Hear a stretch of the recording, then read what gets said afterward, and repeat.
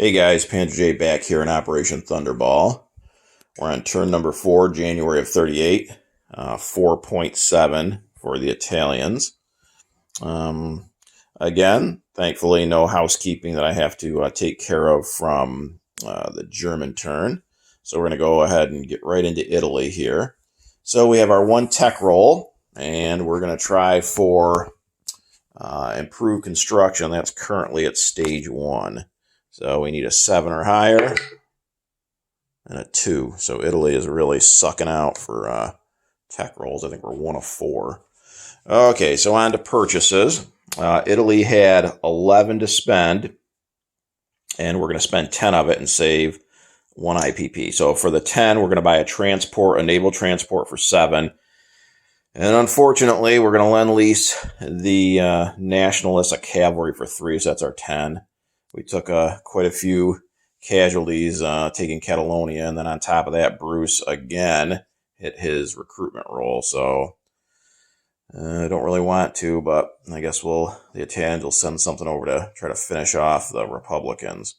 So that's our 10, and then these are the units that we're going to put down for taking Abyssinia and achieving our strategic objective in East Africa. So we get to place a colonial infantry, 2 militia, and then either an air base or a port upgrade. And we're going to go with the port upgrade. So this will now become a major port where I put this down. And after talking over with some of you guys and some of the comments, it seems like I can put these units in different territories there in East Africa. They don't have to be all put down into one territory. So that is it for the Italian purchases. So there is no combat. So on to non-combat. So we got a sub over here down off of Cape Town, and that's in C-Zone 54. So that's going to come over 1, 2 to C-Zone I3. Then in Abyssinia, we're going to have a cavalry move back to Italian Somaliland. We're also going to have 2 colonial infantry move back to Italian Somaliland. We're going to have our tactical bomber in Eritrea go 1, 2 to Italian Somaliland. We're going to have our fighter in Eritrea go 1 into the Red Sea there, 2, 3, and 4, and land in Tobruk.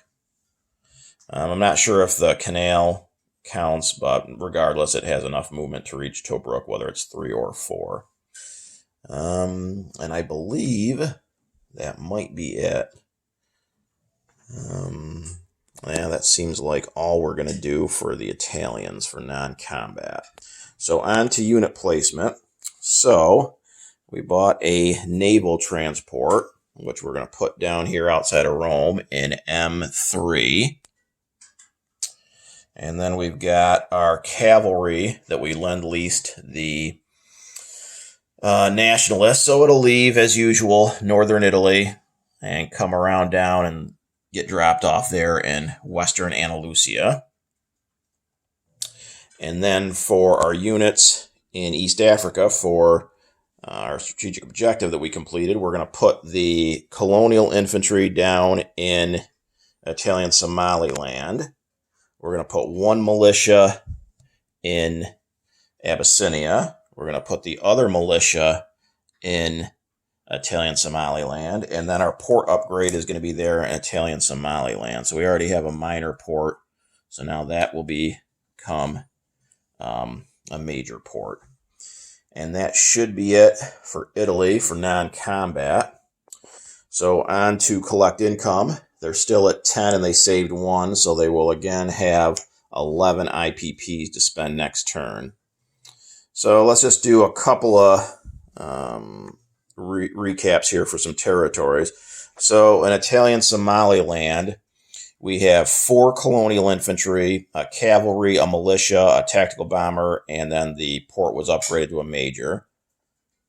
And other than that, how about in M3, we have a battleship, a heavy cruiser, a light cruiser, 4 destroyers, a torpedo boat destroyer, and a naval transport. And that is it for Italy. And if you guys have been paying attention, the U.S. has already got its turn out. They're speeding through turn 4 here. So I will be back in just a little bit with Germany 5.1.